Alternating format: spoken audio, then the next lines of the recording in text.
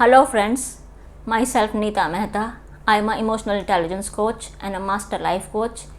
एक और वीडियो के साथ आप लोगों के पास.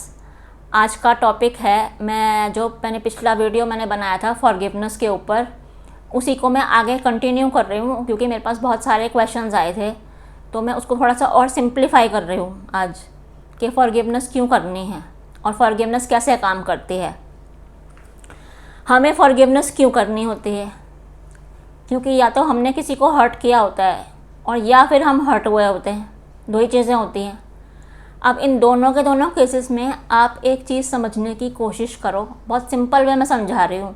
हम सब के सब एक सोल है. हमें सिर्फ ये बॉडी मिली है अपनी आगे के कर्म करने के लिए. तो जब आप एक सोल हो, वैसे ही दूसरा भी एक सोल है, तो आप का कोई बैलेंस रह जाता है पिछली लाइफ में, वही व्यक्ति आपके सामने आता है उस बैलेंस को क्लियर करने के लिए. अब इसको मैं थोड़ा सा और सिंप्लीफाई करके समझाती हूँ. आपके पास मान लो आप किसी के साथ कुछ बॉल से खेल रहे हो, आपके सामने एक व्यक्ति खड़ा है, उसने आपको बॉल मारी. अब वो बॉल मारी तो आप क्या करोगे? आप बॉल कैच करोगे और बॉल को कैच करके दोबारा उसको मारोगे, राइट? तो ये आपका स्विंग चलता रहेगा. This is the exchange of Karma. He is putting on you and you are putting again on him.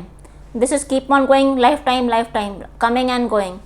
Now when you want to forgive or when you are asking for forgiveness, remember one thing, whatever is coming to you, something you must have done either in this lifetime or in any of the previous lifetimes.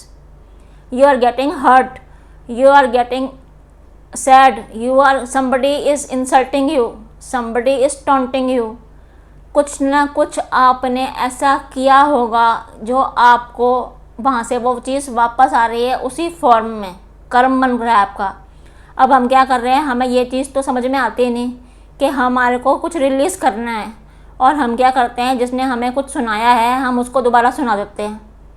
मुझे इस व्यक्ति ने कुछ बोल दिया तो मैं तो इसको सुना के रहूँगी, मैंने उसको हिट कर दिया. I made my karma. Now instead of it, if I am in the awareness zone that I need to work on my self, it is coming to trigger me, it's not coming to show me anything, it's coming to make me heal.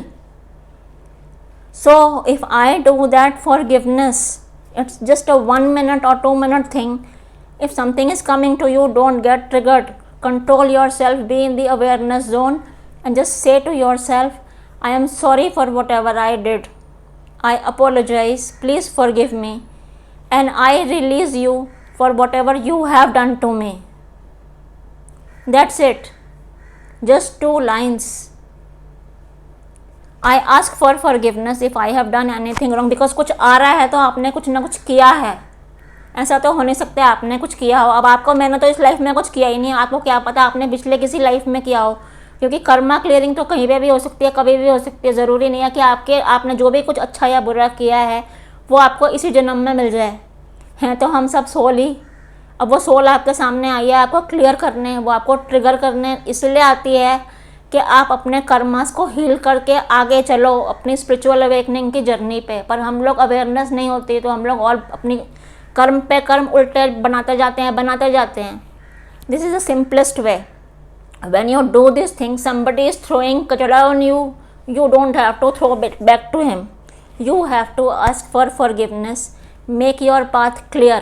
The moment you do this, forgive him and ask forgiveness, your path is clear, that soul will go. किसी भी चीज़ को आप जब तक heal नहीं करोगे, आप आगे किसी भी स्टेप पे नहीं जा सकते हो. आपके गोल्स प्रोफेशनल हो, आपके गोल्स मटेरियलिस्टिक हो, आपके गोल्स स्पिरिचुअल लाइफ के हो, आपका कोई भी गोल हो, जब तक आप अंदर से हील नहीं करोगे, जब तक आप इनर वर्क नहीं करोगे, अवेयरनेस जोन में नहीं आओगे, आपका कुछ नहीं होगा. अब यहाँ स्पिरिचुअलिज्म पे जाने का मतलब ये नहीं है कि भगवान की तरफ आप नास्तिक हो, भगवान को नहीं मानते हो, तब भी कोई फ़र्क नहीं पड़ता है, क्योंकि सोल भगवान के साथ जुड़ी है, सोल धर्म के साथ नहीं जुड़ी है, और भगवान हर रूप में है. तो जब तक आप अपना काम नहीं करोगे, ना तो आपको इंसान मिलेगा, ना आपको दुनिया मिलेगी, ना आपको भगवान मिलेगा। ये बिल्कुल सत्य वचन है। इसको आप ट्राई कर सकते हो। कोई किसी तरीके से बोलता है, कोई किसी तरीके से बोलता है। Main thing is you have to grow and evolve on any area. So for that you need to heal. For that healing you have to forgive and you have to ask for forgiveness. बहुत सारे लोगों के लिए ये बहुत बड़ा challenge है कि हम माफ़ नहीं कर सकते। आप क्यों माफ़ नहीं कर सकते, आप अपने आप से पूछो। अब यहाँ पर भी आपकी जर्नलिंग, आपकी इंट्रोस्पेक्शन, आपकी सेल्फ टॉक, ये सब काम आएंगे। I am not forcing you कि आप जाके फॉरगिव करो, क्योंकि यह जब तक अंदर से नहीं होगा ना, ये होगा ही नहीं। ये प्रेशराइज करके तो हो ही नहीं सकता है। जस्ट आस्क योर सेल्फ कि मैं माफ़ी क्यों नहीं मांग सकता, या मैं माफ़ क्यों नहीं कर सकता, मेरे को क्या मिल रहा है अटक के यहाँ पे, मुझे आगे जाना है। Make your self light. You have to enjoy life. सबका पर्पस होता है that we want to enjoy life.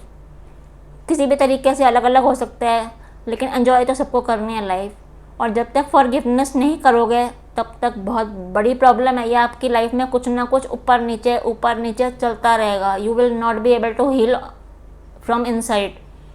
Now this forgiveness you can do it anywhere. ज़रूरी नहीं है जिसने आपको हर्ट किया आप उसके सामने जाके माफ़ी मांगो। आपको ये बात समझ में आ गई कि आपको किसी ने हर्ट किया है, तो वो ट्रिगर आया आपके पास आपको समझाने। अब आप अकेले में बैठे हो, आप अकेले में बैठ कर के भी अपने मन से उसको माफ़ करते हो, उससे माफ़ी मांगते हो। Work is done. जितनी बार जहाँ से भी ट्रिगर आ रहा है, do this forgiveness exercise and you start seeing changes in yourself. I hope this video helps you out, and if you have any kind of problems or issues with this, please comment. I would be happy to help you out. Thank you.